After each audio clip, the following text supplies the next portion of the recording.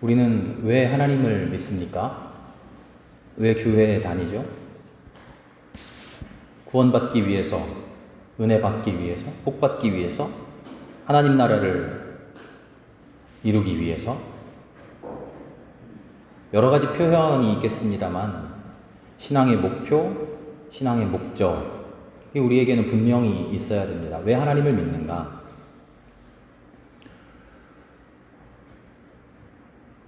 무엇을 어떻게의 문제라고 할 수 있겠습니다. 우리는 무엇을 믿는가? 어떻게 살 것인가? 무엇을 바라고 무엇을 위해서 사는가? 그 모습이 우리의 삶 속에서 어떻게 나타나는가? 그것을 위해서 신앙 공부를 하는 것이죠. 끊임없이 신앙은 공부해 나가야 됩니다. 바울이 말했듯이 다 이루었다 하는 것도 아니고 다 붙잡았다 하는 것도 아닙니다. 신앙으로 우리가 지금까지 수많은 깨달음을 얻었지만 항상 부족함을 느끼고 무엇을 위해 살아가는가, 어떻게 살아가야 할지를 끊임없이 하나님에게서 계속 배워 나가는 것이 신앙의 여정이죠. 성서는 그래서 우리에게 끊임없이 가르쳐 줍니다. 여러 가지 수많은 말씀들이 성경 안에 들어있고요. 그 말씀을 통해 우리에게 일러주시는데 한 번뿐만이 아니라 한 번 읽었을 때, 두 번 읽었을 때, 세 번 읽었을 때 매번마다 새로운 가르침으로 우리에게 인도해 주시죠. 역사로서, 교훈으로, 말씀으로, 예언으로, 영감으로 우리를 인도해 주십니다. 왜냐하면 우리는 어떻게 살아가야 하는지, 무엇을 위해 살아가야 하는지 확실한 정답을 찾기 어렵기 때문이죠. 우리의 힘으로는 말이죠. 출애굽 백성들이 그렇습니다. 출애굽한 백성들이 분명히 하나님의 영광을 보았죠. 하나님의 능력을 분명히 봤어요. 하나님이 일러주시는 가나안 땅, 새 땅, 그곳에서 이루어갈 하나님의 나라, 그 이상을 분명히 보여주셨어요. 우리가 성경을 읽을 때 출애굽 백성이 이 출애굽한 이스라엘 백성들이 참 안타까울 수가 없어요. 그렇게 어리석을 수가 없어요. 눈앞에 가나안 땅이 있는데, 조금만 가면 가나안 땅인데, 그리고 이전에 살던 것과는 전혀 다른 새로운 삶이 펼쳐지는데, 그럼에도 불구하고 이 사람들은 끊임없이 이집트에서의 고기가마, 우리로 치면 쌀밥의 고깃국, 그것을 바라면서 돌아가고 싶다 하는 거죠. 실제로 그 영혼은 매여 있고 그 영혼은 종살이 하는데 말이죠. 끊임없이 가르쳐줍니다. 끊임없이 모세를 통해서, 율법을 통해서, 말씀을 통해서, 예언을 통해서, 환상을 통해서, 기적을 통해서 가르쳐줍니다. 그런데 우리의 인생은 끊임없이 그 가르침을 제대로 받아들이지 못합니다. 이 말씀을 읽으면서 우리도 또한 신앙생활을 해나가며 내가 지금까지 알고 있는 나의 신앙의 확신들, 내가 지금까지 배웠던 신앙의 진리들, 그 모든 것을 하나님 앞에 매번 내어놓고, 하나님, 내가 제대로 믿고 있습니까? 하나님, 내가 제대로 알고 있습니까? 깨우쳐 주십시오. 내가 잘못 알고 있는 것 제대로 알게 해주십시오. 제대로 알게 된 것 확신하고 그대로 살아갈 수 있게 성령으로 힘주십시오. 우리는 계속 그렇게 기도해야 됩니다. 그 기도가 끊기면요, 그 간구가 끊기면요, 나는 스스로는 잘 알고 있다 하지만 그 알고 있는 것이 순식간에 무너져 내립니다. 왜냐하면 우리의 인간의 힘으로 안 것이니까요. 인간의 힘으로 알게 된 지식이니까요.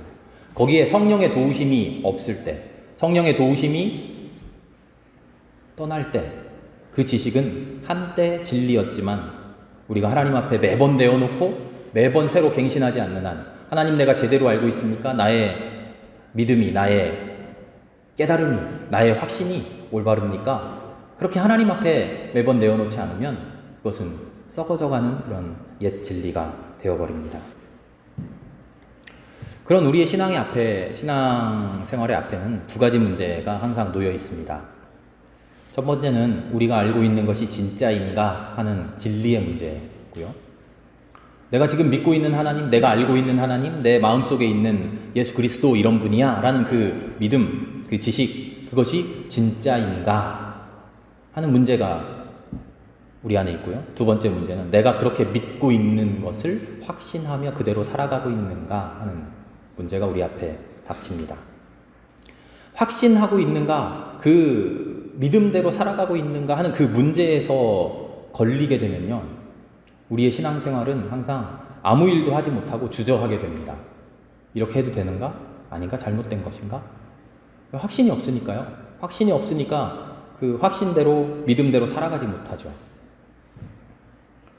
그런데 확신은 있는데 잘못 믿고 있으면, 믿고 있는 것이 잘못된 것이면, 잘못된 것을 확신하고 있으면 더 큰 문제가 생겨나죠.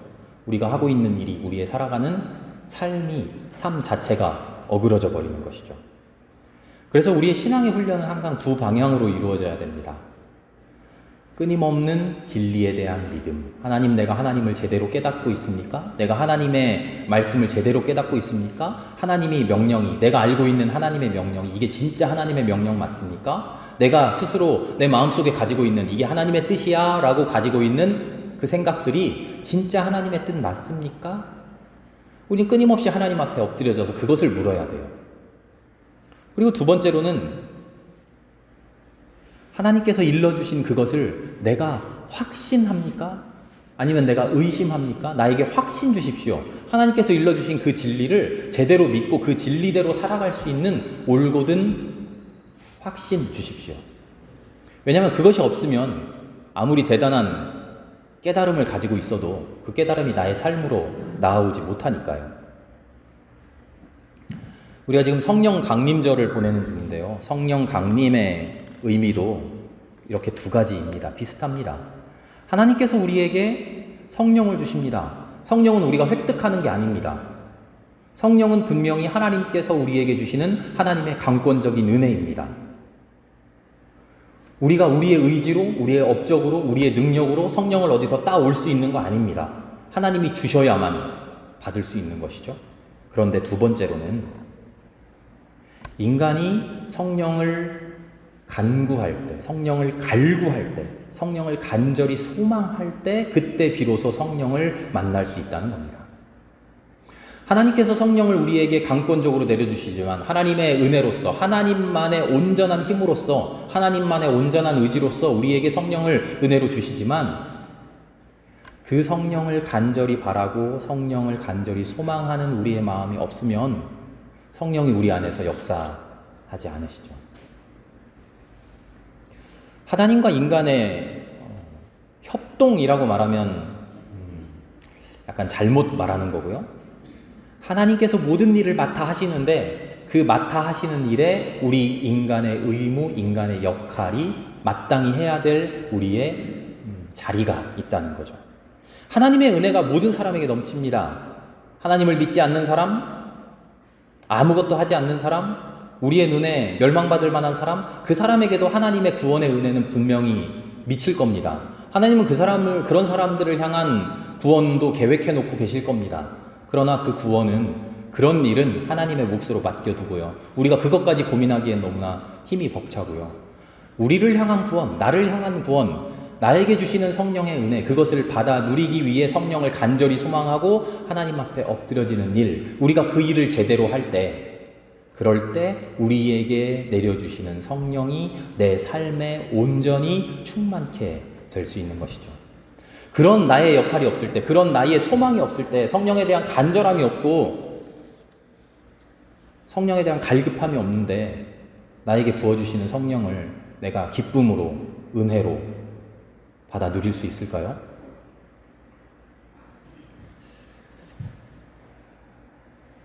우리의 고민은 그래서 하나님께서 우리의 삶 속에 역사하시는 하나님의 역사하심을 온전히 믿고 우리에게 주어진 신앙의 삶을 열심히 살아가는 일로 요약됩니다. 하나님을 온전히 믿는 것, 온전히 아름답게 살아가려고 노력하는 것. 그 믿음 속에는 이런 믿음도 들어가 있어야 돼요.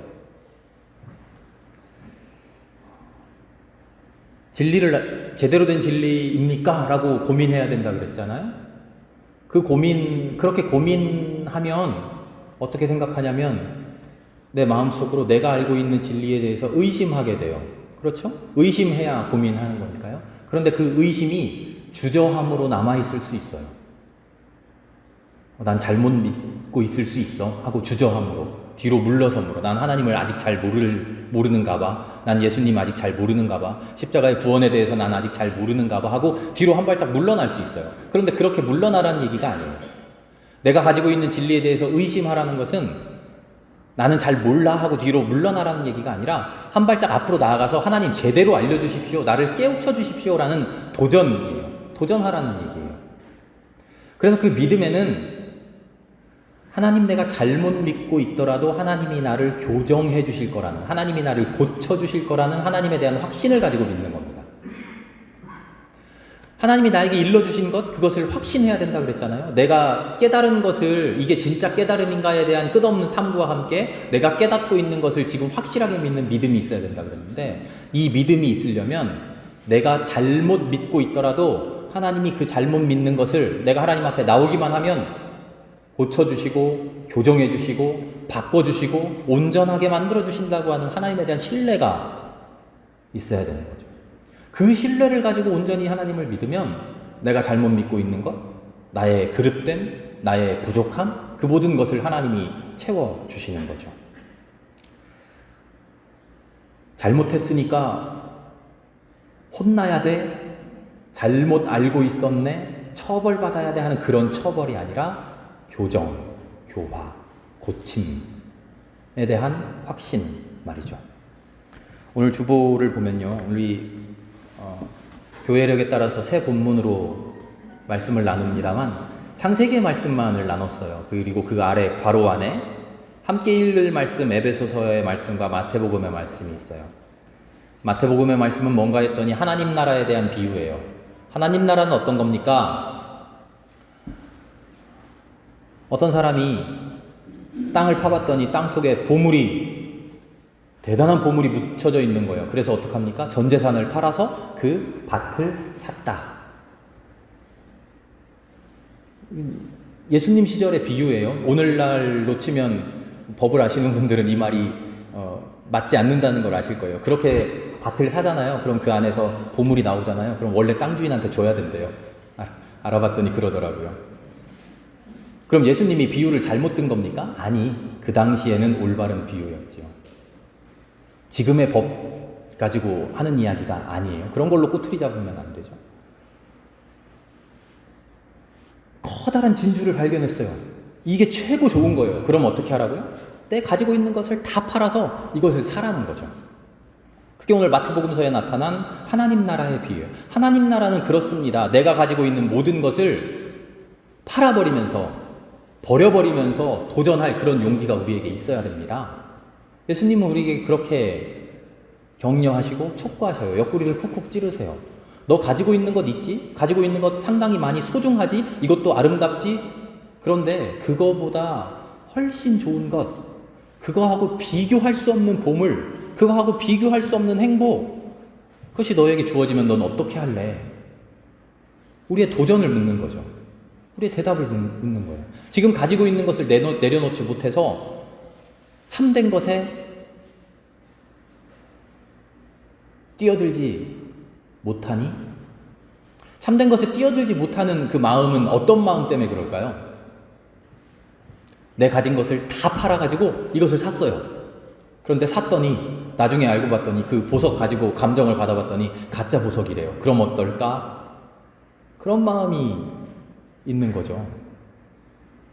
우리가 가지고 있는 진리, 내가 여태껏 알아왔던 하나님에 대한 믿음, 여태껏 배워왔던 하나님에 대한 믿음, 여태껏 알아왔던 예수 그리스도의 구원에 대한 확신, 그 모든 확신을 버리지 못해요. 왜요? 하나님이 나에게 새로 알려줄 새로운 믿음, 하나님이 나에게 새롭게 도전해 주실 새로운 진리, 그 소망보다는 이제껏 가져왔던 것을 포기하기가 어려운 그런 어려움 때문이죠.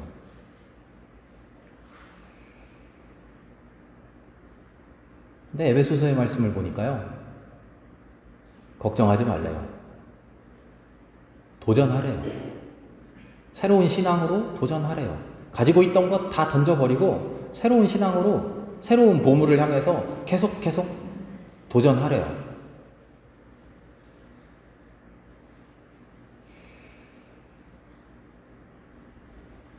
오늘 창세기의 말씀을 보면 우리가 잘 아는 말씀입니다. 야곱이 형 에서를 피해서 멀리 떠났다가 이제 그 삶의 역경을 다 마치고 이제 형님을 만나러 돌아오는 길이에요.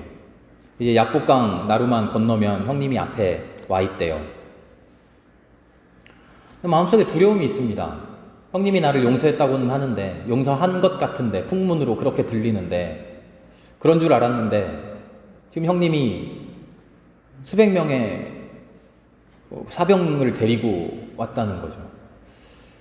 이 양반이 진짜 나를 용서한 걸까? 아니면은 마음속에 복수심을 계속 간직하고 있다가 나를 죽이려 들리는 것일까? 모르잖아요. 그래서 지금 자기 소유를, 심지어 자기 아내와 아이들마저도 둘, 셋, 넷 나눠가지고 하나씩 어떻게 보면 안 좋은 눈으로 보자면 제일 사랑하는 자식을 제일 뒤에 놓고 덜 사랑하는 자식부터, 덜 사랑하는 아내부터 보내서 죽더라도 덜 사랑하는 애 죽도록 지금 야곱이 이런 얕은 꾀를 쓰고 있는 중이잖아요. 그런 꾀를 쓰는 와중에 야곱이 지금 밤새 하나님의 천사와 씨름하는 겁니다. 우리 이 말씀을 읽으면서 야곱을 본받자고 말해요. 그 야곱의 끈기, 복받고자 하는 그 노력, 그 고집. 근데 과연 이 끈기가 본받을 만한 끈기입니까? 전체적인 상황을 봤을 때 야곱은 자기 뜻대로만 하려고 해요. 자기 것을 내려놓으려고 하는 노력은 한 군데에도 없어요. 내가 잘못했구나, 내가 엎드려져야 되겠구나, 내가 사죄해야겠구나, 그런 야곱의 마음은 없어요. 그런 마음은 없으면서 전적으로 자기 꾀를 가지고 헤쳐나가려고 하면서 지금 하나님의 천사를 만나서도 나에게 복주지 않으면, 27절의 말씀이 그래요. 나에게 복주지 않으면 안 놓겠다. 이 상황을 잘 해결시켜 주려면, 우리에게 평화를 주시지 않으면 안 놓겠다. 이게 아니에요. 형님의 마음에 평화를 주시지 않으면 안 놓겠다. 형님의 마음에 평안함을 주셨으면 좋겠다. 이게 아니에요. 나에게 복주지 않으면 안 놓겠다. 야곱은 끝까지 그러잖아요. 올바른 신앙입니까? 아닌 것 같죠. 그런데 성경은 왜 이 모습을 성경 안에 넣어놓고 이 말씀을 읽고 우리에게 묵상하라는 걸까요? 한편으로는 이 야곱의 매달림이, 이 끈질긴 고집이 잘못된 것 같아 보이지만 잘못된 것 같아 보이는 이 고집 속에 우리가 배워야 할 무언가가 있다는 거죠. 이런 고집이 없다면 야곱은 어떻게 했어야 될까요? 천사의 허리춤을 놓아버리고 허망하게 떠나가시는 그 뒷모습만을 바라보고 있어야 했을까요? 야곱은? 자기 고집 부리는 것 같은, 자기 욕심 챙기는 것 같은 이 야곱의 끈질김 속에서 우리는 무엇을 바라봐야 할까요? 오늘 우리의 고민이 그겁니다. 내가 알고 있는 진리, 내가 지금껏 알아왔던 그 진리, 이 진리가 참된 진리입니까? 아니면 혹시라도 이 안에 잘못된 것 있습니까? 하나님 고쳐주십시오 라고 하나님 앞에 나올 수 있는 그 용기, 그리고 한편으로 하나님께서 그렇게 고쳐주시고 하나님께서 그렇게 새롭게 깨닫게 해주신 그 말씀을, 그 진리를 온전히 붙들 수 있는 신뢰와 확신, 이게 우리 신앙의 가장 큰 두 가지 핵심이라고 처음 말씀드렸던 것과 야곱의 이야기를 합쳐보면 우리는 야곱처럼 매달려야 돼요. 그런데 매달리는데 고집, 끈기, 욕심, 이것만 가지고 매달리는 게 아니라 한 가지 확신을 가지고 매달려야 돼요. 어떤 매달림일까요? 하나님, 내 마음이 이렇습니다. 내 욕심이 이렇습니다. 내가 가지고 있는 깜냥에 할 수 있는 건 이거밖에 안 되네요. 내 인간의 한계는 이겁니다. 그렇게 매달리면서 마음속 깊이 바라는 겁니다. 무엇을 바랄까요? 잘못된 것을 부러뜨려 주십시오. 하나님, 난 이런 모습입니다. 야곱은 지금 매달렸죠. 야곱은 지금 자기 뜻대로 하게 해달라고 끝까지 매달렸어요. 천사는 어떻게 복 주셨습니까? 그래, 네 멋대로 해라, 네 마음대로 다 해라 하고 들어준 게 아니라 야곱의 환도뼈를 끊어버리셨어요. 그 말씀은 무엇이냐면 상징적인 말씀입니다만 야곱이 바라는 대로, 야곱이 원하는 대로, 야곱의 요구대로, 야곱의 욕심대로 다 들어준 것이 아니라 야곱의 욕심에서 잘못된 부분을 부러뜨려 버리셨다는 거예요. 야곱의 요구에서, 야곱의 매달림 중에서 그래, 네가 나에게 매달리는구나. 장하다, 착하다. 네가 나에게 매달렸으니 내가 너에게 복을 준다 하고 주신 그 복이 잘못된 것을 부러뜨린다는 거죠. 잘못 알고 있던 진리, 지금껏 하나님 나에게 이것을 진리라고 알려주셨습니까? 아니, 그것 아니야. 예수님 이런 분인 것 같아요. 아니, 그런 분 아니야. 하나님 나에게 이런 행복 주시면 좋겠어요. 아니, 그런 것 아니야. 하나님 나 이렇게 살아가고 싶어요. 아니, 그런 것 아니야. 나에게 이런 길이 열렸으면 좋겠어요. 나에게 이런 형통함이 있었으면 좋겠어요. 아니, 그런 것 아니야. 나의 잘못된 것을 하나님이 교정시켜 주시고 나의 잘못된 것을 고쳐 주실 것을 믿는 그 믿음 가지고 매달렸다는 거죠. 야곱의 훌륭함이 여기 있는 것 아닐까요?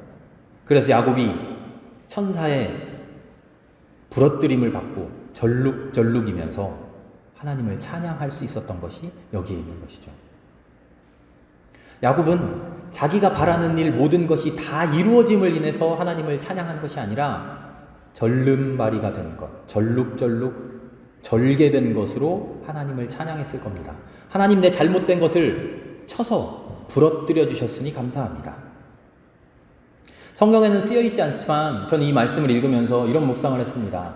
끝까지 매달리는 야곱에게 나에게 복 주시지 않으시면 놓지 않겠다고, 복을 주지 않으면 끝까지 놓지 않겠다고 매달리는 야곱에게 하나님이 이 끈질긴 놈 봐라, 끝까지 복 받겠다고 이러고 있네 하고 끌끌 혀를 차신 것이 아니라 그래, 더 덤벼봐라. 더 덤벼봐라. 하나님 나에게 이런 마음이 있습니다. 하나님 나에게 이런 소원이 있습니다. 하나님 나 이렇게 하고 싶습니다. 이게 옳습니까? 하나님 그대로 놓아두시겠습니까? 하나님 나에게 이것 허락하시겠습니까? 하고 계속 매달리는 야곱에게 하나님은 그래, 더 덤벼라. 나에게 덤벼라. 기뻐하고 계셨을 것 같아요. 끝까지 덤비는 야곱에게 하나님 나 이거 이렇게 됐으면 좋겠어요 하고 끝까지 들이미는 야곱의 그것을 탁 쳐서 부러뜨려 버리시고 어떻게 하는가 보자. 그랬더니 야곱이 또 덤비는 거죠. 그래, 하나님 이거 부러뜨리시네요. 그럼 이건 어떻습니까? 나에게 있는 이런 마음, 나에게 있는 이런 생각, 나에게 있는 이런 믿음, 나에게 있는 이런 확신 어떻습니까? 하고 하나님께 계속 내어놓는 거죠. 하나님 계속 요구하셔요. 또 덤벼라. 덤비고 나오면 잘된 것 칭찬해 주겠고 잘못된 것 부러뜨려 주겠다. 그렇게 칭찬받을 것 칭찬받고 부러뜨릴 것 부러뜨려져야 하나님 앞에 온전한 아름다운 사람 되지 않겠니?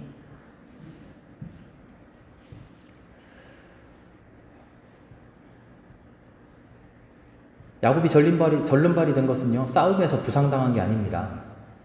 바울이 나에게 신앙의 흔적이 있다. 하나님이 나에게 주신 스티그마, 그 흔적이 있다. 자랑스러운 흔적이 있다. 라고 말했던 것처럼 인간으로서 가지고 있었던 잘못된 믿음들, 인간으로서 하나님 앞에 부족했던 모든 것들 하나님이 친히 고쳐주시고 하나님이 친히 교정해 주신 그 흔적으로 삼고 야곱은 살아갔겠죠. 한 걸음 한 걸음 절룩거릴 때마다 하나님을 기억했겠죠. 절룩거릴 때마다 매 순간 하나님 앞에 나와 기도해야 하는구나 깨달았겠죠. 어떻게 살아야 합니까? 무엇을 위해 살아야 합니까? 우리는 모릅니다. 그래서 하나님 앞에 맡겨야 됩니다. 그것이 신앙입니다. 어떻게 맡깁니까? 야곱과 같은 마음이 되어서 맡겨야 됩니다. 모든 것을 들고 나와서 매달려야 됩니다. 하나님 이것 잘된 것입니까? 잘못된 것입니까? 잘된 것이면 칭찬해 주시고 잘못된 것이면 부러뜨려 버리십시오 하고 하나님 앞에 나와 하나님과 단판 짓고 싶어하는 그 마음으로 매달려야 됩니다. 두루뭉술하게 확신인지 이게 진리인지 잘못인지도 모르고 의심하는 상황에서 뒤로 뒷걸음치면서 두려워하는 것이 아니라 하나님 앞에 나와서 주님 부러뜨려 주십시오 말할 수 있는 그런 우리 신앙인이 될 수 있기를 바랍니다. 에베소서의 말씀에 우리에게 이렇게 말씀하십니다. 우리는 그리스도의 사랑의 너비와 길이와 높이와 그 깊이를 깨닫게 해주신다고 합니다. 그 경지에 이를 수 있게 해주신다고 합니다. 하나님 앞에 간구하면 우리가 구하는 것 이상으로 넘치게 주신다고 약속하십니다. 구하는 것 이상으로 넘치게 주신다는 그 주시는 것의 정체는 세상의 알량한 복이 아니라 인생을 어떻게 살아가야 하는지 참된 진리와 참된 진리에 대한 확신, 우리가 알 수 없었던, 우리의 힘으로 깨달을 수 없었던 그 진리와 우리의 힘으로 확신할 수 없었던 그 확신, 우리에게 주신다는 그 약속의 말씀인 줄 압니다. 주님 앞에 나와 야곱처럼 엎드리는 우리가 될 수 있기를 바랍니다. 많은 것 부러뜨림 당하는 그런 우리가 될 수 있기를 바랍니다. 그것으로 기뻐하고 감사하며 확신 가지고 살아갈 수 있는 우리 모두가 될 수 있기를 기도합니다. 함께 기도하겠습니다.